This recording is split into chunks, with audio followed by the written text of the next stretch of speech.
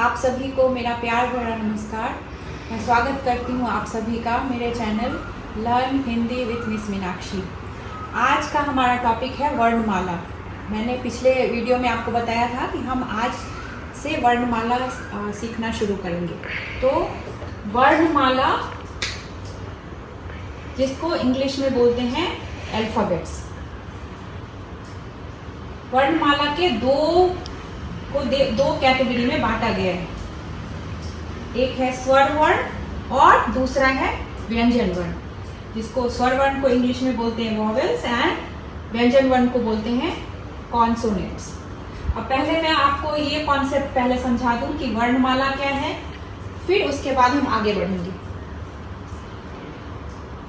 वर्ण का मतलब होता है, अगर हम सिर्फ मैं यहाँ पे वर्ण लिखूं तो इसका मतलब होता है लेटर। ओके, वर्ण का मतलब होता है लेटर। तो जब सारे लेटर्स यानी कि स्वर वर्ण और व्यंजन वर्ण सभी जब एक साथ मिलते हैं तो हम उसको बोलते हैं वर्णमाला।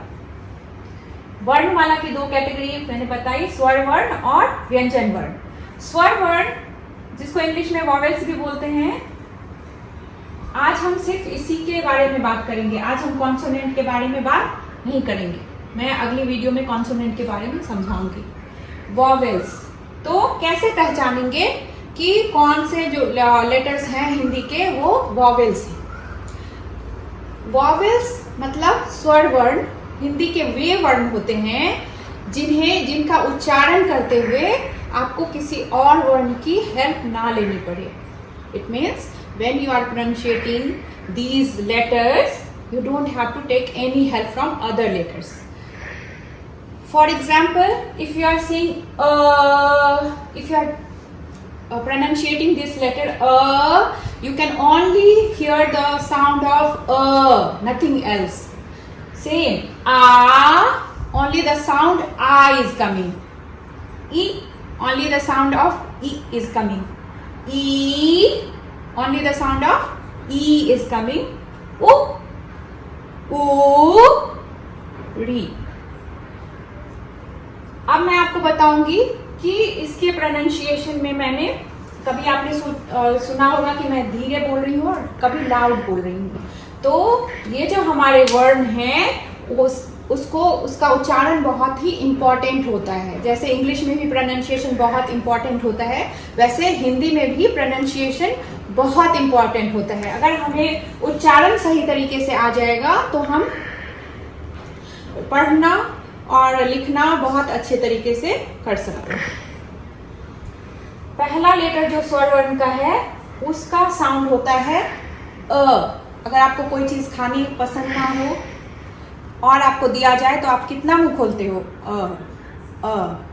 उतना ही खोलना है अ। और अगर आपके मनपसंद फेवरेट चीजें हो खाने के लिए तो आप कितना मुंह खोलोगे? आ। तो आपको इसको उच्चारण करने के लिए उतना ही मुंह खोलना है, आ।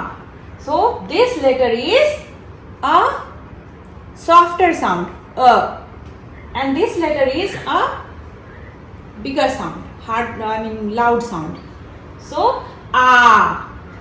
Focus on my mouth, how I am pronunciating आ। क्योंकि अगर मैंने देखा है कि कुछ बच्चे इसको बड़ी अ और इसको छोटी अ बोलते हैं, बट ऐसा नहीं होता है। ये दोनों कंप्लीटली डिफरेंट हैं। एक का उच्चारण होता है अ और दूसरे का उच्चारण होता है आ। फिर ये जो ई है वो उसको हम बोलते हैं छोटी ई।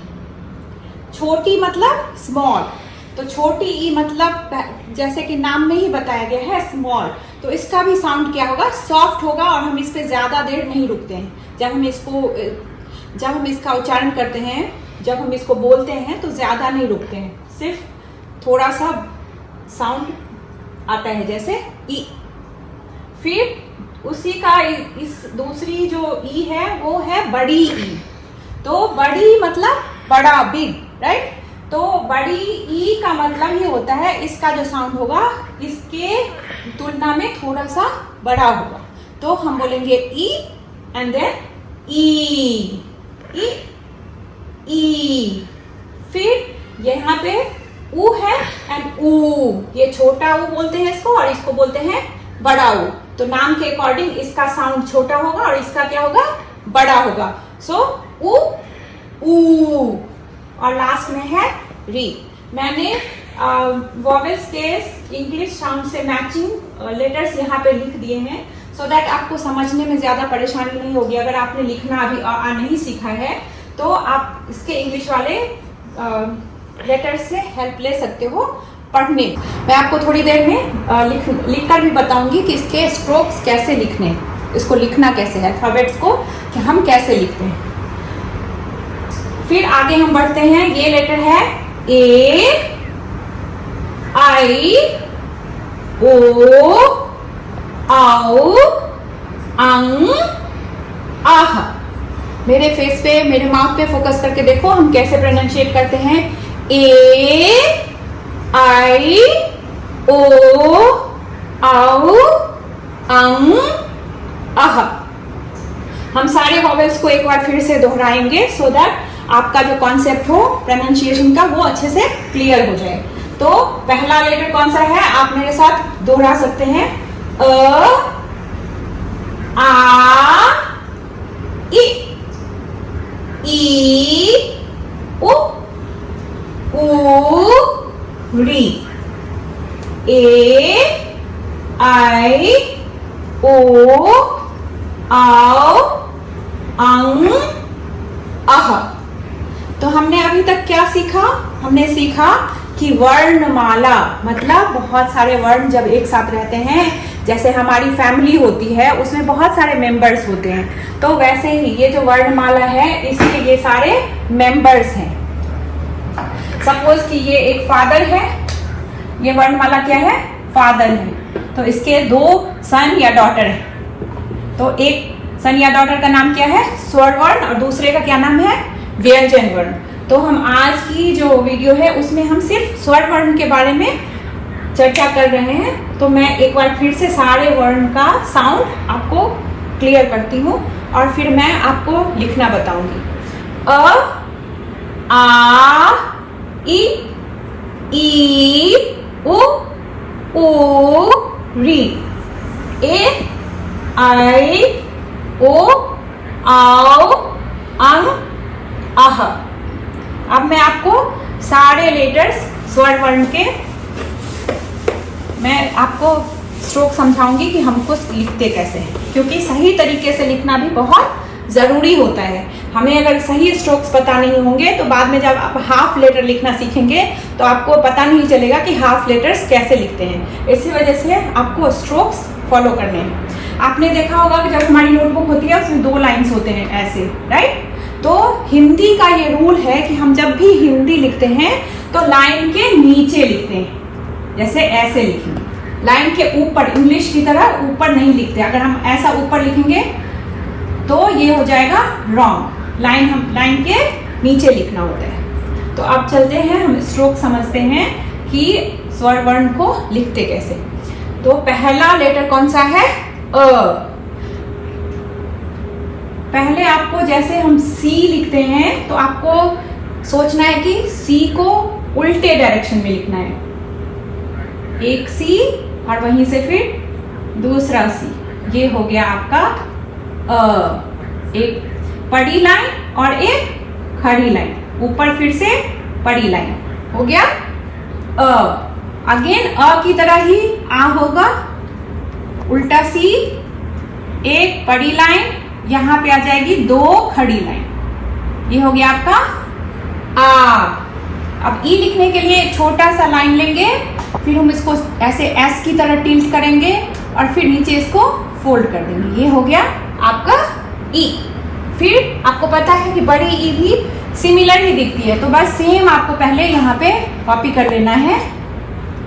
और इस दोनों में क्या फर्क होता है, बड़ी ई के ऊपर में ऐसी लाइन होती है, तो ये हो गया आपका, ये हो गए बड़ी ई। अब चलेंगे उ। तो उ लिखना बहुत इजी है। जैसे हमने अ लिखा, अ में हमने खड़ी डंडी और बड़ी डंडी डाली, बट हमें उ में नहीं, कुछ भी नहीं डालना है, हमें लिखना है सिर्फ उ। और लास्ट यहाँ पे उ, ऊ। तो ऊ में क्या होगा, टेल होगा। आप ये भी ध्यान रख सकते हैं कि जब हम छोटी ई लिखेंगे तो उसका साइज देखो छोटा है, बड़ी ई थोड़ा सा दिखने में बड़ा है, ऊ छोटा है और बड़ा ऊ थोड़ा सा दिखने में बड़ा है। तो इस कॉन्सेप्ट से भी आप समझ सकते हैं कि जब हम छोटी ई लिखेंगे और बड़ी ई लिखेंगे तो क्या डिफरेंस होगा, छोटा ऊ लिखेंगे और बड़ा ऊ लिखेंगे तो क्या डिफरेंस होगा। ठीक है, अब आती है बारी री की। तो री लिखने के लिए हम पहले एक लाइन ड्रॉ करेंगे ऐसे, फिर के को उल्टा करके लिख देंगे ऐसे, फिर एक छोटी सी लाइन ड्रॉ करेंगे और फिर उसके नीचे सी लिख देंगे। ये हो गया आपका री। नेक्स्ट लेटर आता है ए। ए लिखने के दो तरीके हैं, कहीं कहीं आप बुक में देखोगे ऐसे लिखा होता है, ये भी करेक्ट है, और ऐसे भी लिखा जा सकता है। दूसरा तरीका है ऐसे भी लिख सकते हैं। सो दो बोथ आर सेम। तो ये हो गया आपका लेटर ए।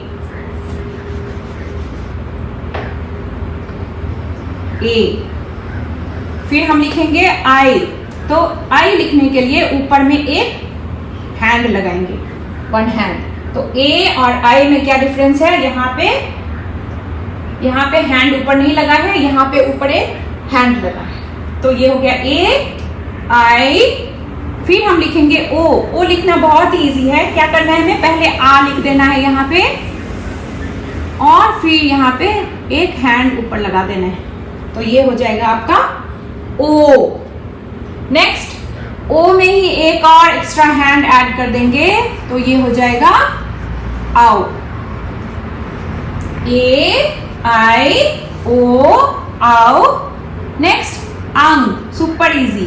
अ लिखेंगे, उसके ऊपर एक बिंदु डाल देंगे, ये हो गया अंग। इसका थोड़ा सा नेजल साउंड आता है, इसी वजह से इसको इंग्लिश वाले लेटर से अगर आप पढ़ोगे तो देख अंग। और फिर लास्ट वाला जो है वो होता है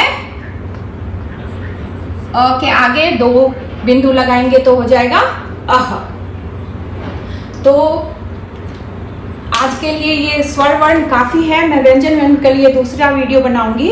उसके पहले मैं आपको ये बताना चाहती हूँ कि हम सब ने सुना है एक लाइन कि practice makes man perfect. But कभी कभी ये जो सेंटेंस है वो रॉन्ग भी हो सकता है। क्यों?